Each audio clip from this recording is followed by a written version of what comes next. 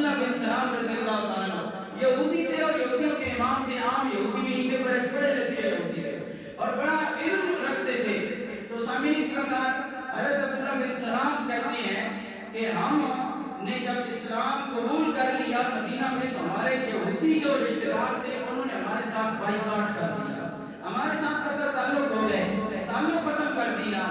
حضرت عبداللہ بن سلام رضی اللہ تعالیٰ کہتے ہیں جب تعلق ختم ہو گیا تو انہوں نے اعلان کر دیا بھائی سارے قسمیں اٹھاؤ کہ یہ جو لوگ مسلمان ہوئے نا ہم یہودیوں میں سے, ان کے ساتھ کھانا پینا بند, ان کے ساتھ خرید و فروخت بند, ان کی خوشی غمیوں میں شریک ہونا بند, تمام تر معاملات ان کے ساتھ ہمارے نہیں چلنے اور نہ ہم نے کرنے ان کے ساتھ. جب بائیکاٹ ہوا, سوشل بائیکاٹ ہو گیا تو اس کے بعد حضرت عبداللہ بن سلام اور آپ کے ساتھ جو جانے والے تھے جو مسلمان ہوئے تھے تو وہ حضور کی بارگاہ میں مسجد نبی میں تشریف فرما ہو گئے. عرض کیا یا رسول اللہ ہمارے ساتھ تو رشتہ داروں نے بائیکاٹ کر دیا ہے, اب آپ اللہ ہے اور آپ اللہ کے رسول ہے ہمارے, بس ہمارا کوئی سہارا نہیں ہے, ہم آپ کے گھر پہ بیٹھے ہیں, نہ ہمارے پاس کھانے پینے کے لیے ہے, نہ رہنے کے لیے, نہ سہنے کے لیے, نہ مکان, نہ کپڑا, کوئی بس یہ جو لباس ظاہر ہمارے پاس ہے بس اتنا ہی ہے اور ہمارے پاس ضرورت کی چیزیں نہیں ہیں. حضور علیہ السلام اندر تشریف لے گئے. جب آپ اپنے حجرہ اقدس میں تشریف لے گئے تو واپس اس دوران ایک یہودیوں میں سے جو مسلمان ہوئے تھے نئے ایک آدمی کھڑا ہوا, اس نے سائل نے سوال کیا کہ بھائی ہمارے پاس کچھ نہیں ہے اور کچھ ہماری مدد کسی کو توفیق ہو تو کر دے. تو حضرت علی المرتضیٰ شیر خدا رضی اللہ تعالیٰ اس وقت اور صحابہ بھی مسجد نبی میں بیٹھے تھے. حضرت علی نفل ادا کر رہے تھے, نماز ادا کر رہے تھے, نفل نماز. آپ جب اس سوالی نے سوال کیا, حضرت علی المرتضیٰ شیر خدا رضی اللہ تعالیٰ حالت رکوع میں تھے. جب رکوع میں گئے نا تو رکوع میں تھے تو اس وقت اس سوالی نے سوال کیا. جب اس سوالی نے سوال کیا تو حضرت علی المرتضیٰ کو اتنا بھی گوارا نہ ہوا کہ میں نماز مکمل کر لوں. آپ نے اسی وقت چاندی کی انگوٹھی پہنی ہوئی تھی اور پاس کو اٹھا نہیں, حالت رکوع میں انگلی سے اتار کر اس کی طرف پھینک دیا اور اپنی نماز کو جاری رکھا. جب حالت رکوع میں آپ نے اپنی چاندی کی انگوٹھی صدقہ کر دیا اور سوالی کو اسی وقت اس کا سوال پورا کر دیا اور اس کی فرمائش کو پورا کر دیا. حضرت علی المرتضیٰ شیر خدا رضی اللہ تعالیٰ رکوع میں تھے, نماز میں تھے, اپنی انگوٹھی کو اتار کے اللہ کے راستے میں اس سوالی کو دے دی اللہ کی رضا کے لیے.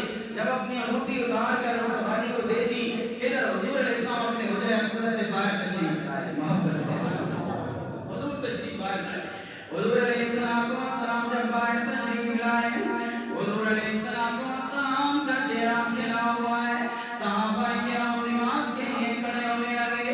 میرے لڑکان نبی نے چلتے چلتے آتے آتے مصلی پر پہنچنے سے پہلے سوال کیا, اے سوالیوں, اے بھوکیوں, اے گھروں سے بے گھر ہونے والوں, اے در بدر ہونے والوں, اے میرے در پہ ضرورت کا سامان کرنے والوں, مجھے بتاؤ تمہاری ضرورت کسی نے پوری بھی کیا یا نہیں؟ ایک بندہ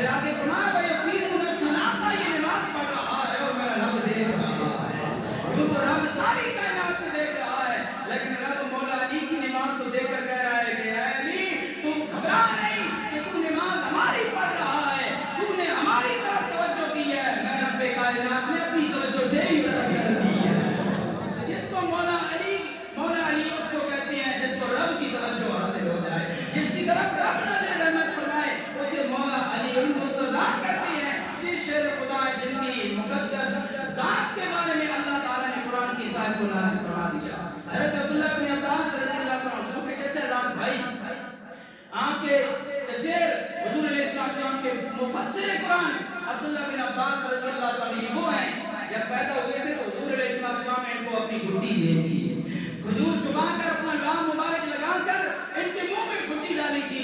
اور عبداللہ بن عباس وہ فرماتے ہیں کہ لوگوں، اللہ تعالیٰ نے قرآن مجید میں 300 آیتیں جو مجھے پتا ہے، میرے علم میں ہے کہ 300 آیتیں اللہ تعالیٰ نے قرآن مجید میں علی المرتضیٰ کی شان میں نازل فرمائی ہے۔ علی المرتضیٰ کی شان میں 300 آیتیں۔ اب جو کہتے ہیں ہماری علی والے ہیں، ان کا تو قرآن پر ایمان ہی نہیں ہے، وہ تو کہتے ہیں 40 پارے تھے، ابو بکر صدیق کی بکری کھا گئی، تو وہ کہاں سے حضرت علی المرتضیٰ کی شان نکالیں گے؟ ہم تو قرآن پر کامل یقین اعتماد رکھتے ہیں کہ 30 پاروں والا قرآن ہی اللہ کا قرآن ہے، یہی مکمل قرآن ہے، یہی پورا قرآن ہے، یہی رب رحمان کا قرآن ہے، یہی حبیب الرحمان کا قرآن ہے، یہ 1.25 لاکھ صحابیوں کا قرآن ہے، یہی آل رسول کا قرآن ہے، اور یہی علی کا قرآن ہے۔ اگر علی المرتضیٰ کا دامن ہے اور قیامت والے دن اور قبر و حشر میں بھی جس کو نصیب ہوگا تو ہم سنی ہیں، جنہیں اس جہان میں بھی علی المرتضیٰ کے ساتھ سچی محبت، سچی لگن ہے، اور اسی محبت پر ہمیں اللہ جینا اور مرنا نصیب فرمائے۔ اسی وقار نقشبندیہ سلسلے کے سرکار امام پیشوا حضرت ابوبکر صدیق رضی اللہ تعالیٰ عنہ سے جہاں سلسلہ ملتا ہے، لیکن لوگ یہ نہ سمجھو کہ نقشبندیہ سلسلہ علیہ رسول کے فیضان سے خالی ہے۔ نقشبندیہ سلسلے میں ایک امام زمان آتے ہیں جن کے بارے میں امام ابو حنیفہ نے فرمایا تھا کہ لوگوں، کسی نے سوال کیا امام صاحب آپ کی عمر کتنی ہے؟ اس وقت آپ کی 60-65 سال عمر ہو چکی تھی، تو آپ نے کہا کہ میری 2 سال عمر ہے۔ وہ سوال کرنے والا ہنسنے لگا، پڑا جی یہ کیا مذاق ہے، آپ کی سفید داڑھی ہو گئی ہے، اتنی بڑی عمر ہو گئی ہے، 60 سے اوپر 65 سال ہو گئے، اب آپ کہہ رہے ہیں میری 2 سال عمر ہے؟ امام اعظم ابو حنیفہ کہتے ہیں یار بات تو سنو نا، میری عمر واقعی 2 سال ہے۔ کہا وہ کیسے؟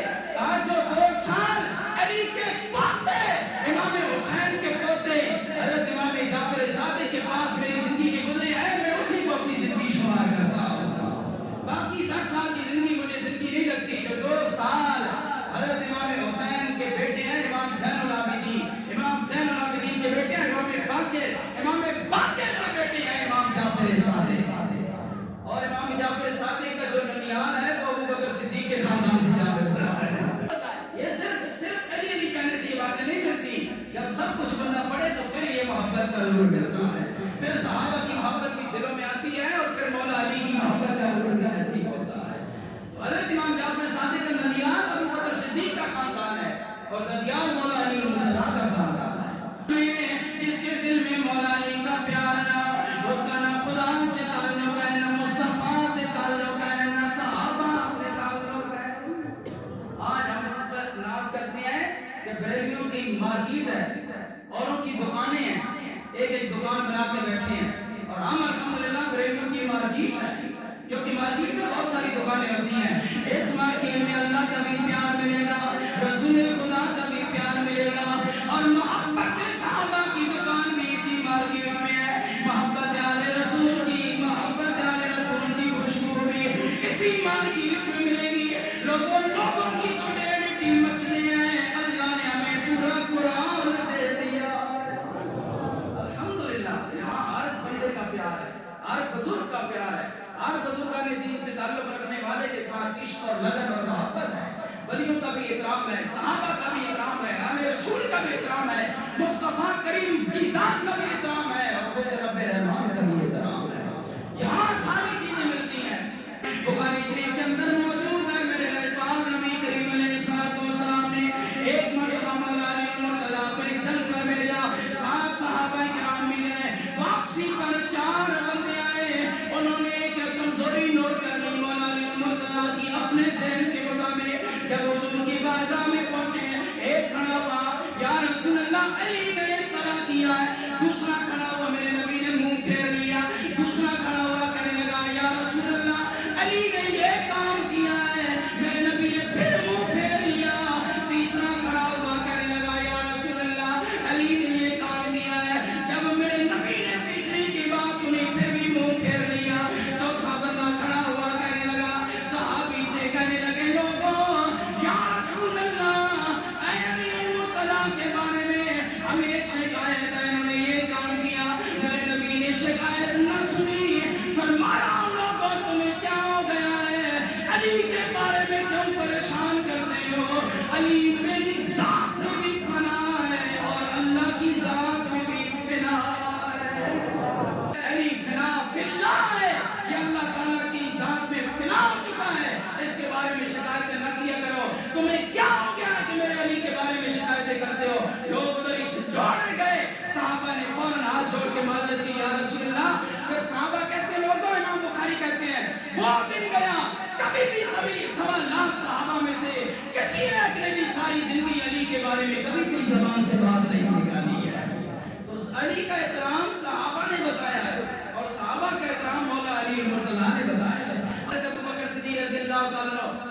مرتبہ حضور علیہ السلام کے دروازے اقدس پر حاضر ہوئے.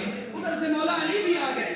جب آئے اب یہ بات غور سے سننا اور محبت کا نور کس جگہ سے مل رہا ہے اس کا خود فیصلہ کریں. اگر 4 ریڑیاں پھر کر 1 کلو سیب 100-200 کا آپ خرید سکتے ہیں اچھا سیب, تو کم از کم 4-5 مسجدیں پھر کر عقیدہ بھی دیکھا کریں کہ عقیدہ کدھر ہے, عقیدہ صاف اور ستھرا کدھر ہے. سبزیاں کو بڑی پہچان ہے, کپڑے کی بھی بڑی پہچان ہے, ہر لکڑی کی بھی بڑی پہچان ہے, ہر چیز کی بھی بڑی پہچان ہے. اس دکان تو ہے, مارکیٹ تو سودا ملنا, اور عقیدے کی بھی تو پہچان کرو نا میرے مسلمان بھائیو. عقیدے کے بارے میں بھی تو سرچ کرو, تحقیق کرو کہ عقیدہ کس کا اچھا ہے, کیونکہ اعمال کی بنیاد پر نجات نہیں ہوگی. نجات قیامت والے دن عقیدے کی بنیاد پر ہوگی.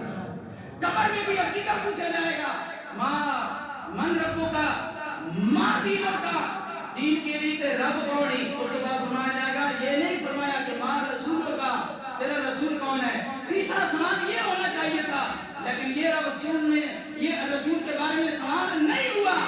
قیامت قبر میں جب بندے کو سوال کیے جائیں گے رب کون ہے, دین کیا ہے, اب آگے تیسرا سوال بھی تو یہی ہونا چاہیے تھا کہ تیرا رسول کون ہے. سوال یہ ہونا چاہیے تھا, لیکن نہیں, سوال تیسرا اور ہے. رب نے فرمایا رب کون ہے, فرشتے پوچھیں گے, پھر کہیں گے دین کیا ہے. تیسرا سوال ہوگا ما کنت تقول فی حق ھذا الرجل محمد صلی اللہ علیہ وسلم. یہ نہ بتا کہ یہ کون ہے, بلکہ یہ بتا کہ دنیا میں اس محمد کے بارے میں کیا کہا کرتا تھا, اس رسول کے بارے میں کیا کہا کرتا تھا. یہ عقیدہ ہے, کہاں کیا کرتا تھا. تو جو ممبر پر بیٹھ کے گئے, نبی کو یہ بھی نہیں پتا, نبی کو وہ بھی نہیں پتا, نبی کو یہ اختیار کہ نہیں وہ بھی نہیں. اے جڑے اپنے پھر قبر میں جی اختیار سے ہم بولو, اختیار ہے کہ کوئی نہیں. سامنے آئے بیٹھے سائیں, بولو جواب دو, ہے ان کو علم غیب کہ نہیں. سامنے رسول بیٹھے, دو جواب. اس وقت پھر جواب نہیں ہوگا, آج لے ان کی پناہ. حضرت امام احمد رضا خان نے فرمایا آج لے ان کی پناہ, آج مدد مانگ ان سے, کل نہ مانگیں گے قیامت کو اگر مان گیا. قیامت والے دن ہر کوئی مان جائے گا, مدد کون ہے, آج رسول مان جاؤ. میرے رسول کریم علیہ السلام کی بارگاہ میں مولا ابو بکر صدیق بھی آتے ہیں, ادھر سے مولا علی بھی آ گئے, حضرت علی المرتضیٰ شریف خدا رضی اللہ تعالیٰ عنہ کھڑے ہو گئے, ابو بکر بھی کھڑے ہیں. حضرت علی المرتضیٰ کہتے ہیں ابو بکر چلیے آگے داخل ہوئیے, اللہ کے رسول کے حجرے میں کمرے میں داخل ہو جائیے. ابو بکر کہتے ہیں علی پہلے تم داخل ہو. علی کہتے ہیں نہیں نہیں ابو بکر پہلے آپ داخل ہو, آپ پڑھیے. لیکن حضرت ابو بکر کھڑے ہوئے, فرمایا علی میں اس بندے سے آگے کس طرح بڑھ سکتا ہوں جس کو نبی نے فرمایا ہو اے لوگوں میں علی سے ہوں, علی مجھ سے ہے. جس کے دل میں علی کا پیار ہے اس کے دل میں مصطفیٰ کا پیار ہے.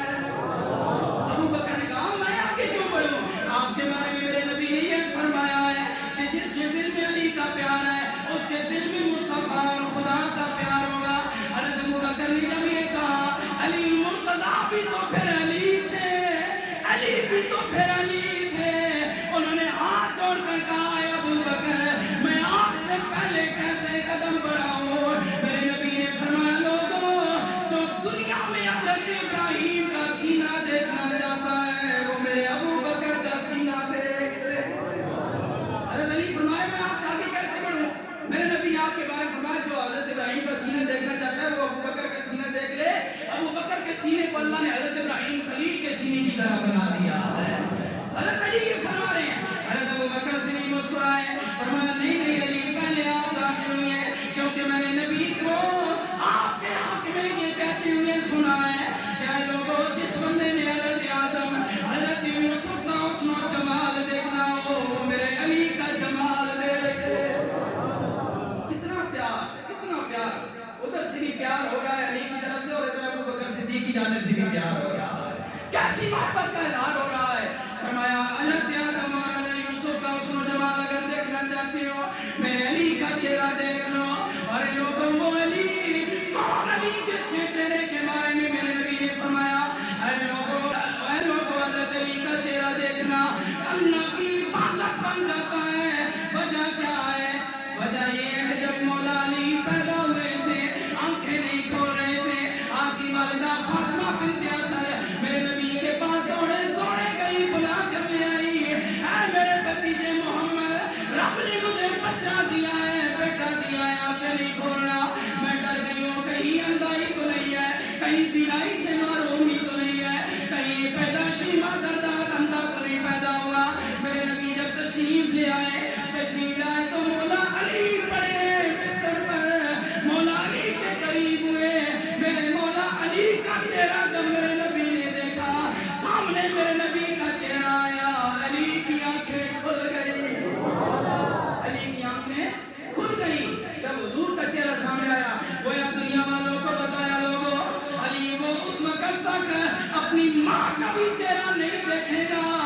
اپنے باپ ابو طالب کا چہرہ بھی نہیں دیکھے گا جب تک مصطفیٰ کا چہرہ سامنے نہیں ہوگا. یہ ہے علی المرتضیٰ کی شان. پھر میں کیوں نہ کہوں کہ اہل نظر کی آنکھ کا تارا علی علی، اہل نظر کی آنکھ کا تارا. حضرت علی المرتضیٰ کے بارے میں نبی نے فرمایا دار الحکمت والی بابها انا مدینۃ العلم والی بابها. تو میں حکمت کا دار ہوں اور علی اس کا دروازہ ہے. جس کو دانائی چاہیے، عقل مندی چاہیے، دانش مندی چاہیے، وہ علی کے دروازے پر جھک جائے، اللہ اسے دانا بنا دے گا. اور جسے علم کا نور اور شعور چاہیے، انا مدینۃ العلم والی بابها، وہ میرے علی کے دروازے پر جھک جائے، اللہ اسے علم کا نور بھی عطا کر دے گا، شعور بھی عطا کروا دے گا. اس لیے ہم تو کہتے ہیں اہل نظر کی آنکھ کا تارا علی علی، اہل وفا کے دل کا سہارا.